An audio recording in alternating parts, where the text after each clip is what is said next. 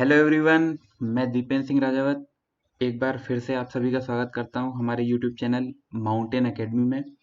First of all guys, thank you so much for your love and support which you have given us. और आप लोगों के suggestions भी मिले, जिसमें बहुत से लोगों ने कहा कि वीडियो को बाइलिंगुअल बनाइए। तो आगे से जितने भी वीडियोस आएंगे सारे के सारे बाइलिंगुअल होंगे। और ऐसे ही जितने भी सजेशंस आप लोगों के हैं, आपको कुछ इश्यू आता है वीडियो में पढ़ने में या क्वालिटी में, तो आप कमेंट बॉक्स में सजेस्ट करते रहिएगा, ताकि वीडियो ज़्यादा से ज़्यादा आपके लिए रिलेवेंट हो और आपको इससे बेनिफिट हो सके। ठीक है गाइस, तो चलते हैं। हमारे आज का वीडियो जो हमारा है वो है ट्राइंगल्स का। तो इस वीडियो में हम ट्राइंगल्स के बारे में एक इंट्रोडक्शन देंगे आपको कि ट्राइंगल्स होते कितने तरीके के हैं, क्या क्या होता है, और उनके जो भी फॉर्मूलेज एग्जाम में आते हैं और आपके लिए इम्पोर्टेंट है, तो हम सारे के सारे फॉर्मूले देखेंगे। चलिए, तो पहला ये फिगर आप देख रहे हैं, इसमें टाइप्स ऑफ ट्राइंगल बताए गए हैं। देखिए, ट्राइंगल दो तरीके से क्लासिफाई होते हैं, एक तो बाई साइड और एक बाई एंगल। तो अगर हम साइड की बात करें, तो साइड के अकॉर्डिंग आप देख रहे होंगे ये फिगर लेफ्ट साइड में, ये तीन तरीके के ट्राइंगल होते हैं हमारी मैथ्स में। कौन कौन से होते हैं? देखिए, पहला ट्राइंगल जो होता है वो होता है समबाहु त्रिभुज, जिसको बोलते हैं इक्विलेटरल ट्राइंगल। इक्विलेटरल ट्राइंगल का मतलब है कि ऐसा ट्राइंगल जिसकी तीनों साइड्स क्या होती हैं, इक्वल होती हैं। देखिए, मेरे सारे के सारे वीडियोस जो हैं वो बेसिक से एकदम स्टार्ट होते हैं, ताकि जो बच्चे बिल्कुल बिगिनर्स हैं उनको भी हेल्प मिले, और फिर एंड होते होते तक मैं आपको सारी जितनी इंपॉर्टेंट चीजें हैं हाई लेवल की, वो मैं सब बताऊंगा, सारी थ्योरी। तो आप पेशेंस रखिए और साथ में बने रहिएगा। तो पहला ट्राइंगल हमने पढ़ा, समबाहु त्रिभुज इक्विलेटरल ट्राइंगल, जिसकी तीनों साइड्स क्या होती हैं, इक्वल होती हैं। मैंने नीचे लिखा भी हुआ है, तीनों साइड्स इक्वल होती हैं, तो तीनों एंगल भी इक्वल होंगे, क्योंकि इक्वल साइड्स के जो सामने के एंगल होते हैं वो भी आपस में क्या होते हैं, बराबर होते हैं। ठीक है। जो दूसरा ट्राइंगल होता है, जो साइड्स के अकॉर्डिंग क्लासिफाई होता है, वो है हमारा समद्विबाहु त्रिभुज। इसको बोलते हैं आइसोसेलेस ट्राइंगल। आइसोसेलेस ट्राइंगल वो ट्राइंगल होता है जिसकी दो साइड आपस में बराबर होती है। मैंने इंग्लिश में लिखा हुआ हैज टू इक्वल साइड्स। और तीसरा जो ट्राइंगल होता है वो होता है विषम बाहु त्रिभुज, स्केलिन ट्राइंगल। स्केलिन की एक भी साइड बराबर नहीं होती है। गाइस, आप ये पॉइंटर पे अपनी नजर रखिएगा, क्योंकि सारा कुछ इसमें वीडियो में लिखा हुआ है, बस मैं इस पॉइंटर से पॉइंट करता जाऊंगा। चलिए, नेक्स्ट क्लासिफिकेशन जो है वो है बाई एंगल। तो एंगल के अकॉर्डिंग हमारे जो ट्राइंगल है वो एंगल के अकॉर्डिंग भी तीन तरीके के होते हैं। पहला जो हमारा होता है उसको बोलते हैं न्यून कोण त्रिभुज। न्यून कोण त्रिभुज मतलब acute angle triangle. Acute angle triangle क्या होता है? ऐसा ट्राइंगल जिसका जिसके सारे एंगल 90 डिग्री से कम होते हैं। ठीक है, तो उसको बोलते हैं हम न्यून कोण त्रिभुज, एक्यूट एंगल ट्राइंगल। ये जो मैंने पॉइंटर देखी नीचे, ये जो एक इक्वेशन लिखी हुई है, C square is less than A square plus B square, और सी स्क्वायर को मैंने बोला है लार्जेस्ट साइड।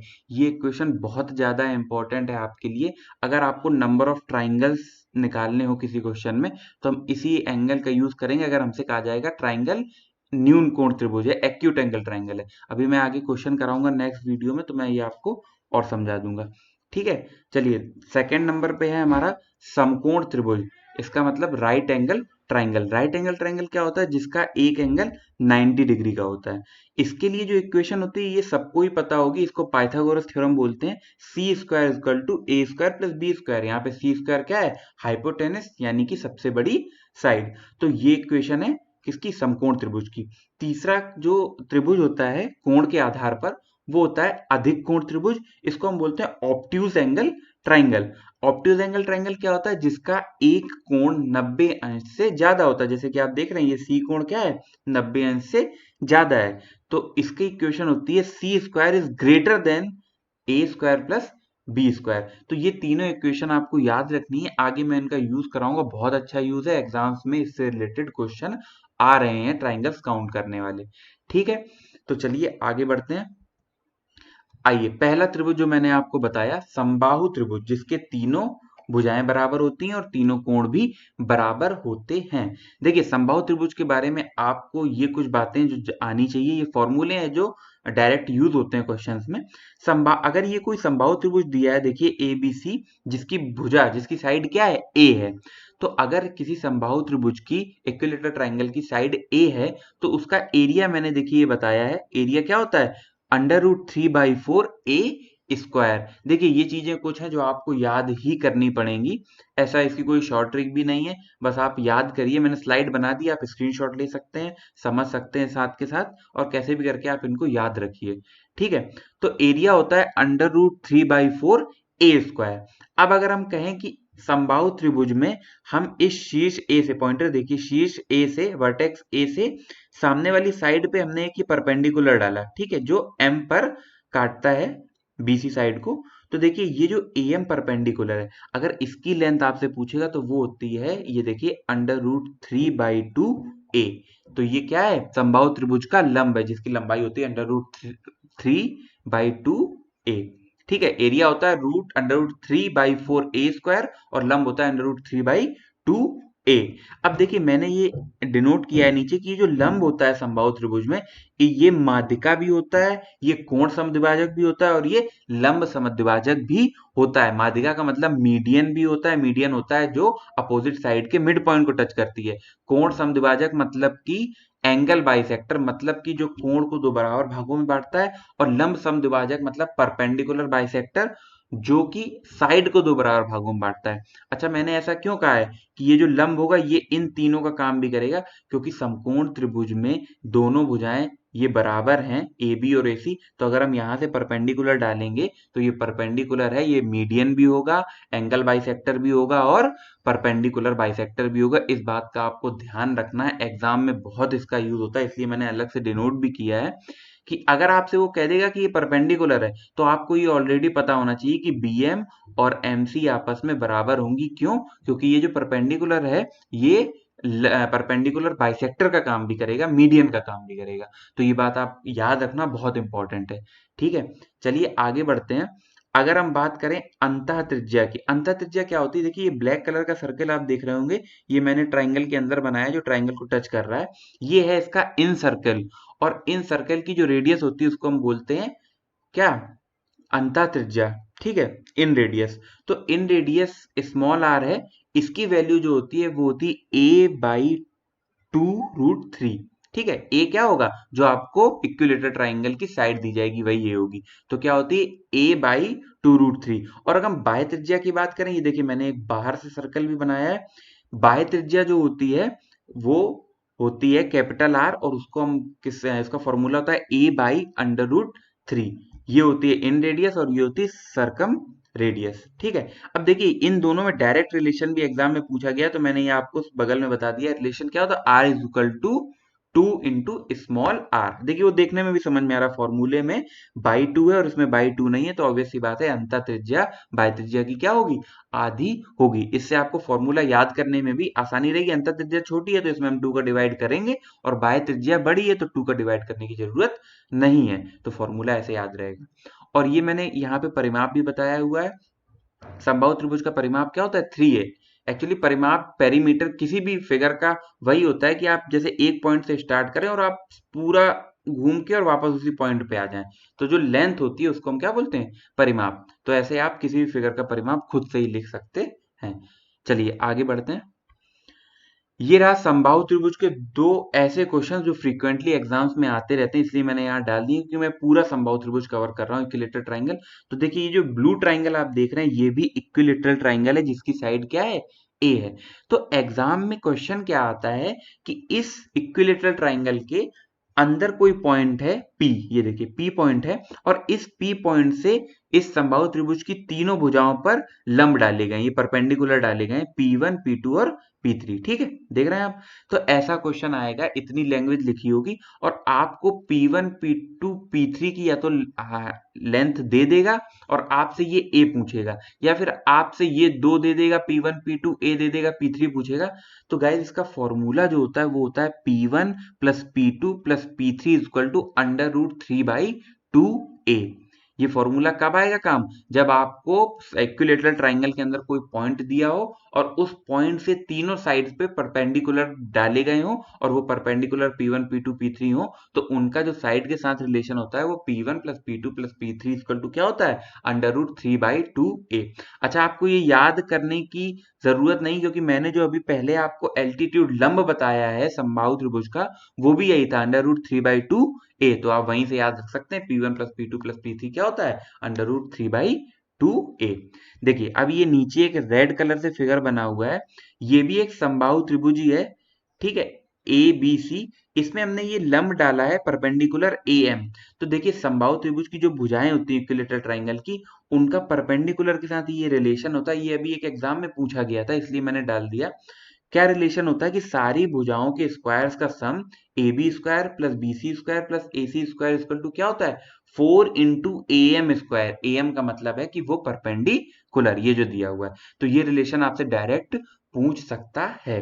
तो गाइज ये था पूरा का पूरा समबाहु त्रिभुज इक्विलेटरल ट्राइंगल। इससे बाहर आपको एग्जाम्स में कुछ देखने को नहीं मिलेगा। और भी जो चीजें वो हम क्वेश्चंस में क्लियर कर लेंगे। तो आप ये निश्चिंत हो जाइए, आपका पूरा का पूरा इक्विलेटरल ट्राइंगल कवर हो चुका है। चलिए आगे बढ़ते हैं। नेक्स्ट ट्राइंगल है हमारा समद्विबाहु त्रिभुज। इसका मतलब कि आइसोसेलेस ट्राइंगल। आइसोसेलेस ट्राइंगल क्या होता है, जिसकी दो साइड्स बराबर होती है। देखिए AB और AC की लेंथ क्या है, A, और ये BC हमारी है स्मॉल b। तो इक्विलेट आइसोसेलेस ट्राइंगल होता है जिसकी दो साइड्स क्या होती हैं, इक्वल होती हैं। तो चलिए हम देखते हैं आइसोसेलेस ट्राइंगल के फॉर्मूले क्या होते हैं। इसका जो एरिया होता है, आइसोसेलेस ट्राइंगल का जो एरिया होता है वो होता है b/4 √4a² - b²। a² है जो इक्वल साइड्स दी है वो, और b² जो एक डिफरेंट साइड है। तो देखिए गाइस ये फॉर्मूला थोड़ा सा कॉम्प्लिकेटेड है, लेकिन आप याद कर लीजिए। वैसे हो सकता है इसकी आगे बहुत कम ही जरूरत पड़े, क्योंकि मैं और भी आपको तरीके बताऊंगा एक आइसोसेलेस ट्राइंगल के एरिया निकालने का और क्वेश्चन सॉल्व करने का, ठीक है। और ये जो लंब इसमें होता है, जैसे हमने ये AM लंब डाला है, शीर्ष A से BC पर AM परपेंडिकुलर डाला है, तो इसकी लेंथ होती है ½ √4a² - b²। देखिए आप इनमें से एक फॉर्मूला याद कर लीजिए। जैसे अगर आपने एल्टीट्यूड का याद कर लिया ½ √4a² - b², तो आपको एरिया का फॉर्मूला ऑटोमेटिक पता चल जाएगा। कैसे कि जो ये देखिए नीचे देखिए मैंने एक यूनिवर्सल फॉर्मूला लिखा हुआ है एरिया का, ये हर ट्राइंगल में लगता है। वो होता है ½ × बेस × हाइट। तो ये फॉर्मूला हर ट्राइंगल में लगता है। तो अगर आप इस ट्राइंगल को देखें आइसोसेलेस को, तो इसका बेस क्या है, b है ना, और ये हाइट आपको अगर पता है, हाइट क्या है, ½ √4a² - b² है। तो यदि हम इसमें आगे ½ × बेस का मल्टीप्लाई कर दें, तो ½ और बेस कितना है, b, तो ½ × बेस का मल्टीप्लाई करेंगे तो देखिए ना एरिया आ जाएगा कि नहीं आ जाएगा। तो आप एल्टीट्यूड याद कर लीजिए और एरिया आप अपने आप एग्जाम में निकाल लेंगे, ठीक है। और अब देखिए इसमें जो ये लंब होता है, ये भी उन तीनों चीजों का काम करता है जो मैंने पहले बताया था, मीडियन का, एंगल बाइसेक्टर का और परपेंडिकुलर बाइसेक्टर का भी। बस आप ये याद रखिएगा कि समबाहु त्रिभुज के सारे लंब काम करते हैं मीडियन, एंगल बाइसेक्टर और परपेंडिकुलर बाइसेक्टर का, लेकिन जो समद्विबाहु त्रिभुज होता है आइसोसेलेस ट्राइंगल, उसमें इस वर्टेक्स ए से जो लंब डाला जाता है, वर्टेक्स ए का मतलब कि जो इक्वल साइड्स वाली वर्टेक्स है, उससे जो लंब डाला जाता है वही मीडियन, एंगल बाइसेक्टर और परपेंडिकुलर बाइसेक्टर का काम करता है। बाकी कोई भी लंब ऐसा नहीं करेंगे। बस आपको इतना याद रखना है, आइसोसेलेस में और इक्विलेटर में सारे के सारे करते हैं, ठीक है, क्योंकि इसमें यही दो साइड इक्वल है। चलिए आगे बढ़ते हैं। ये देखिए मैंने एक ये एरिया का ये और एक यूनिवर्सल फॉर्मूला होता है जो मैंने यहाँ अप्लाई कर दिया है। ये देखिए मैंने नीचे यहाँ पे बताया हुआ है। वो फॉर्मूला क्या होता है जो सारे ट्राइंगल में लगता है। जैसे ये ट्राइंगल है ABC, ठीक है, इसकी मैंने साइड्स बताई हैं। ए के सामने A साइड है, बी एंगल के सामने B, और C के अपोजिट में कौन सी है, C है। तो एरिया जो होता है वो होता है ½ BC sin A।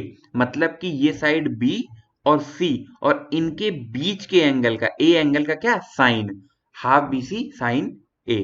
ऐसे ही अगर हम ये साइड लें B और A, तो ½ BA क्या होगा, ½ AB sin C, और ऐसे ही ½ AC sin B। देखिए A और C इनके बीच के एंगल B। तो ये भी यूनिवर्सल फॉर्मूला है, किसी भी ट्राइंगल में लगेगा, और ये भी यूनिवर्सल है। तो देखिए मैंने यहाँ पे भी ये फॉर्मूला लगा दिया है कि ये साइड और ये साइड A × A² हो जाएगा, तो ½ A × A² और इनके बीच का एंगल अगर अल्फा है तो उसका साइन अल्फा, ठीक है। तो ये थे ट्राइंगल के यूनिवर्सल फॉर्मूले, और यहाँ पे ये हमने आइसोसेलेस ट्राइंगल को समझा। चलिए आगे बढ़ते हैं। नेक्स्ट है विषम बाहु त्रिभुज। विषम बाहु त्रिभुज का मतलब है स्केलिन ट्राइंगल जिसकी एक भी साइड इक्वल नहीं होती, सारी की सारी डिफरेंट है। तो देखिए परिमाप मैंने आपको बताया, पेरीमीटर, पेरीमीटर आप कैसे निकालेंगे, एक वर्टेक्स से चलें और पूरा घूम के आ जाएं, सम क्या होगा, पेरीमीटर। तो पेरीमीटर क्या होता है, A + B + C/2। 2। अगर हम अर्ध परिमाप की बात करें तो सुनने में ये लग रहा है आधा होगा, सेमी पेरीमीटर, इसको एस से डिनोट करते हैं। सेमी पेरीमीटर क्या होता है? P by 2। तो पी है ए प्लस बी प्लस सी और बाई 2, पी हमारा पेरीमीटर है। तो सेमी पेरीमीटर क्या होता है? A plus B plus C by 2।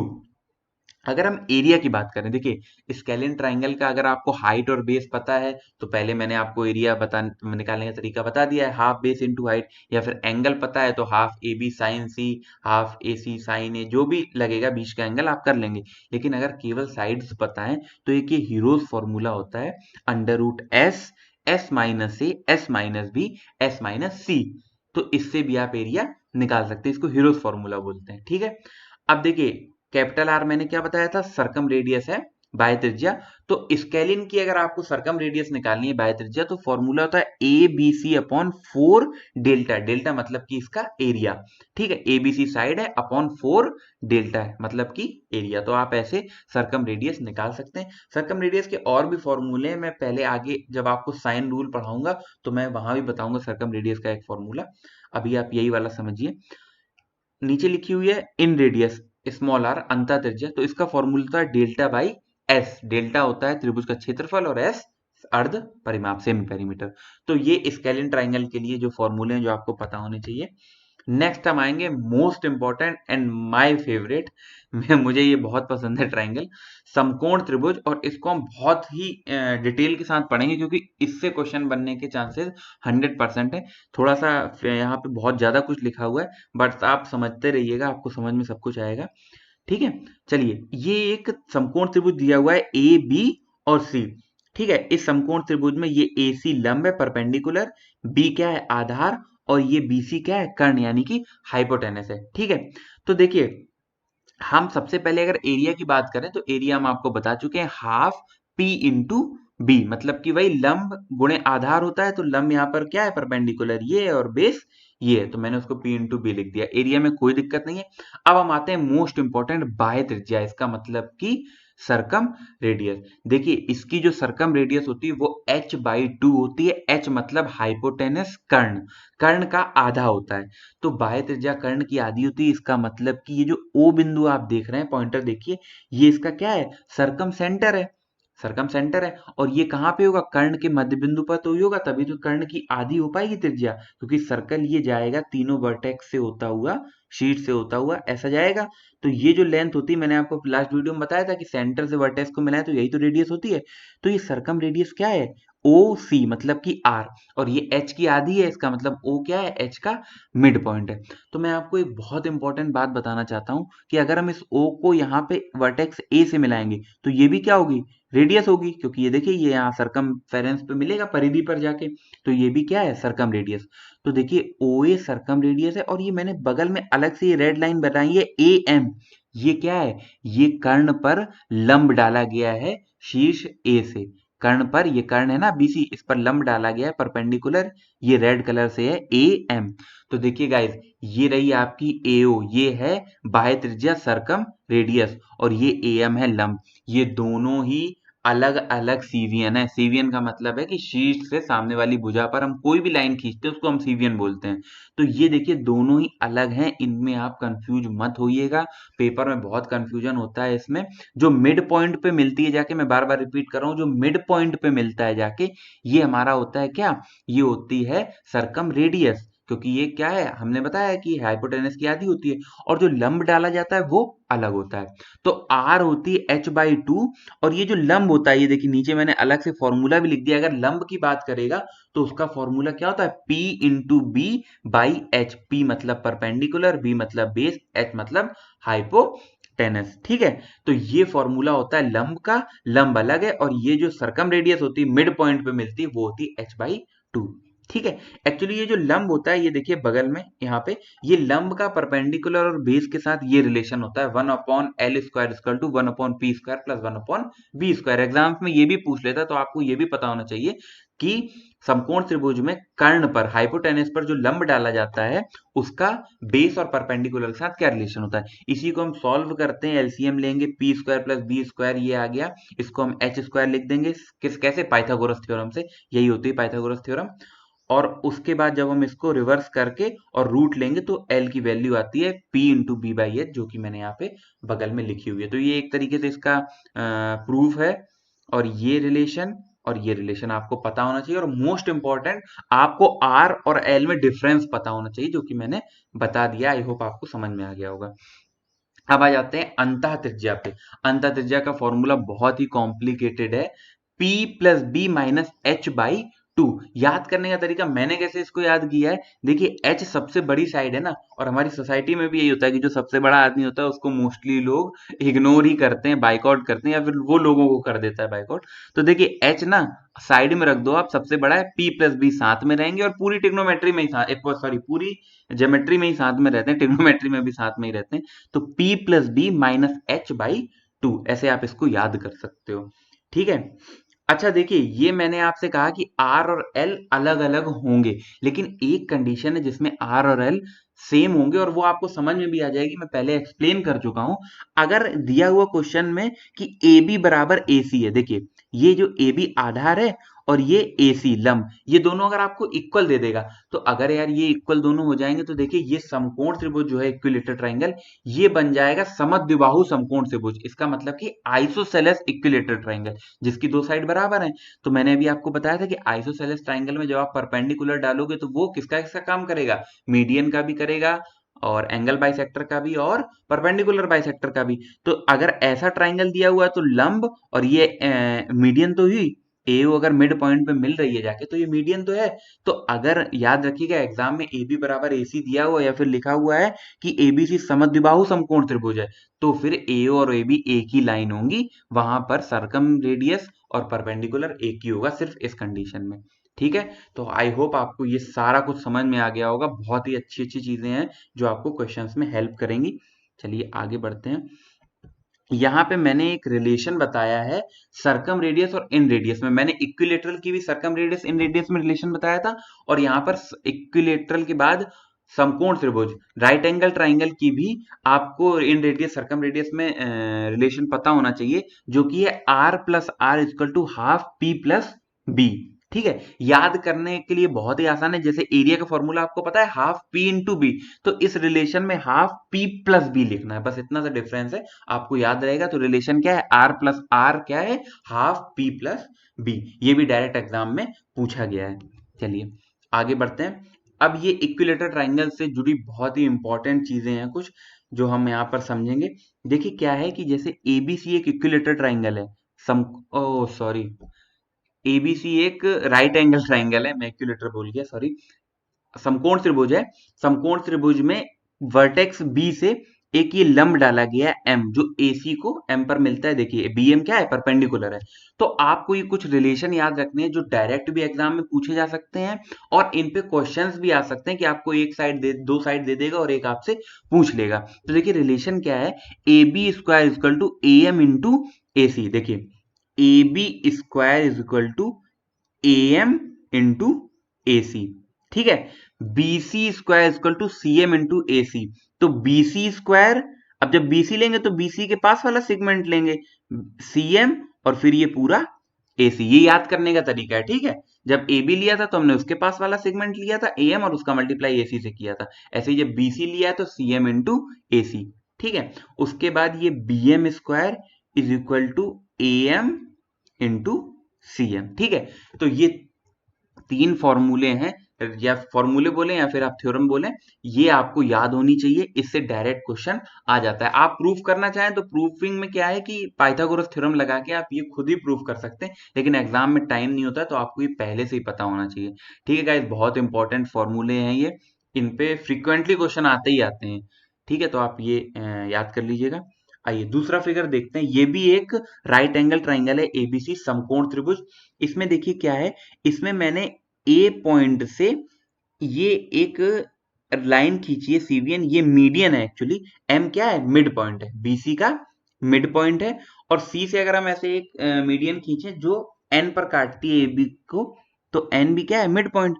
और अगर हम N और M को मिला दें तो ये लाइन NMI। ठीक है। और ये AC इसका क्या है, कर्ण है। तो देखिए क्या रिलेशन होता है, A M square equal to C N square, sorry A M square plus C N square equal to A C square plus M N square. देखिए ए एम क्या है, सॉरी ये गलत लिख गया है शायद,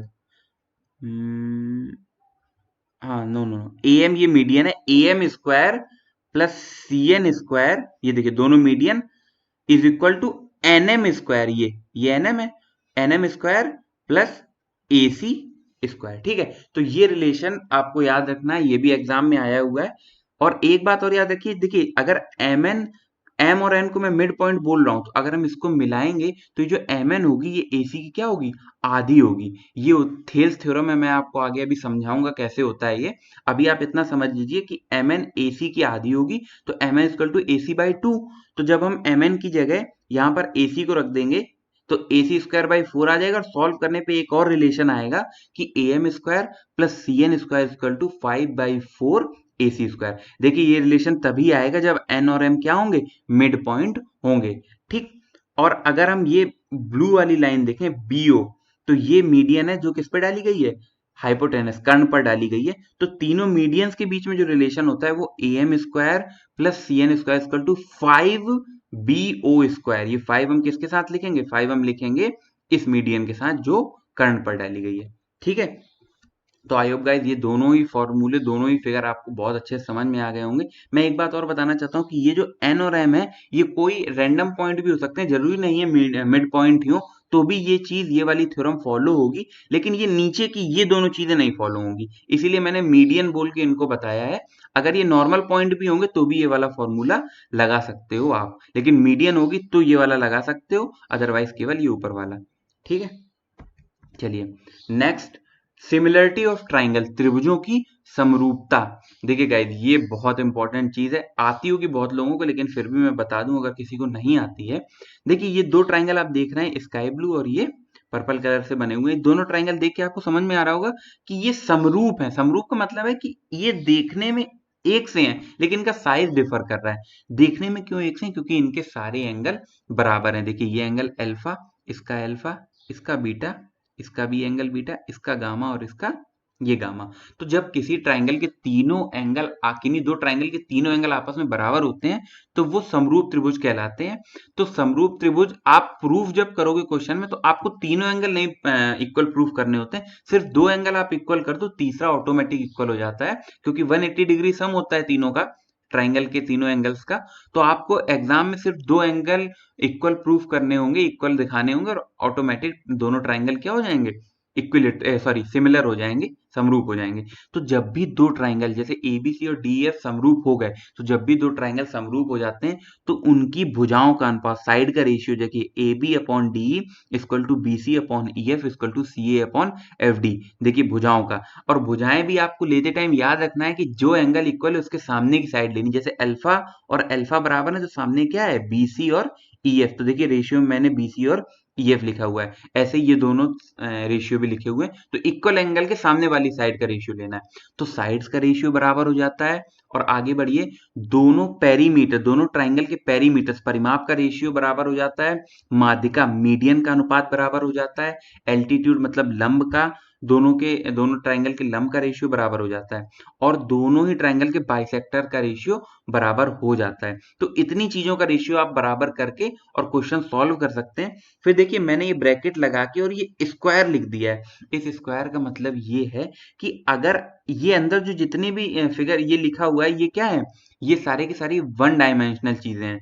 और अगर आप इसको एरिया के साथ इक्वेट करना चाहोगे, क्योंकि एरिया हमारा टू डायमेंशन होता है, तो अगर आप एरिया के साथ इक्वेट करोगे सिमिलरिटी के बाद, तो हमें इन सब में क्या, स्क्वायर लगाना पड़ेगा। इसका मतलब इन सबको आपस में इक्वल करोगे आप, देखिए जितना ये स्क्वायर के अंदर लिखा है, तो आप डायरेक्ट लिख दोगे B C upon E F equal to C upon F D, कोई दिक्कत नहीं। लेकिन इनमें से किसी को भी अगर आप एरिया के साथ इक्वेट करोगे तो इसमें इनमें स्क्वायर लगाना पड़ेगा। जैसे मैंने साइड में बताया है, B C upon A F का स्क्वायर इक्वल टू क्या होगा, area of A B C upon area of D F. जब एरिया से इक्वेट करोगे इनमें से किसी को भी, तो आपको स्क्वायर लगाना पड़ेगा, अदरवाइज आपस में करोगे तो वन डायमेंशनल है, तो डायरेक्ट आप लिख सकते हो। ठीक है, तो इक्विलैटरल में आप जब प्रूफ करोगे तो इतनी चीजें, रेशियो बराबर होते हैं, तो ये आपको याद रखना है।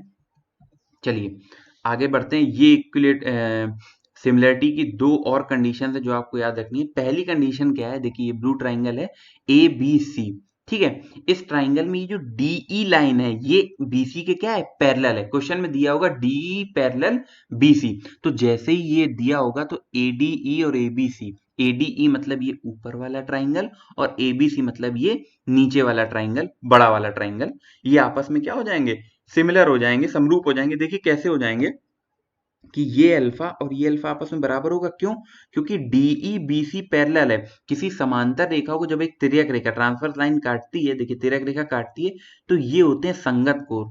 कौन से एंगल होते हैं, करस्पॉन्डिंग एंगल होते हैं, तो ये आपस में बराबर होते हैं। ऐसे ही बीटा बीटा भी करस्पॉन्डिंग एंगल है, और ये थीटा दोनों ही ट्राइंगल में क्या है, कॉमन है। तो देखिए तीनों एंगल अगर बराबर हो गए हैं तो इसका मतलब दोनों ट्राइंगल क्या है, सिमिलर है, ठीक है। तो अगर पैरेलल लाइन दी होगी बेस के पैरेलल, तो आप समझ जाना कि ये दोनों छोटा वाला ट्राइंगल और ये बड़ा वाला ट्राइंगल ये आपस में क्या है, सिमिलर है।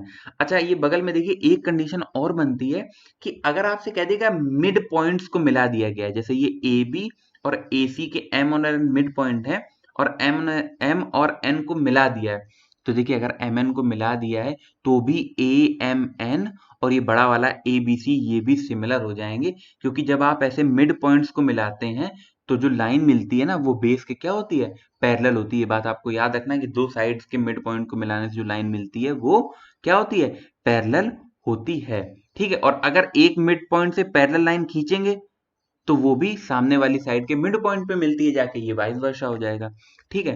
तो ये अगर पैरेलल लाइन है तो ऑटोमेटिक क्या हो जाएंगे, दोनों ट्राइंगल फिर से सिमिलर हो जाएंगे। बस इसमें एक बात आपको और याद रखना है कि ये एम और एन जो है वो क्या होगा, बीसी का हाफ होगा, ठीक है, क्योंकि ये मिड पॉइंट्स हैं तो एम एन बीसी का आधा होगा, ठीक है गाइज। तो ये जो था ये मैंने आपको सर्कल के बारे में बताया, सॉरी ट्राइंगल के बारे में बताया, और जो भी अच्छी अच्छी फॉर्मूलेस थे, जो चीजें आपको पता होनी चाहिए थे वो सारी की सारी मैंने बताई। अगर अभी तक भी आपने चैनल को सब्सक्राइब नहीं किया तो प्लीज सब्सक्राइब कर दें और बेल आइकन को जरूर प्रेस कर दें ताकि आने वाली वीडियोस के आपको नोटिफिकेशन मिलते रहे और आपको सारा कंटेंट प्रोवाइड हो जाए।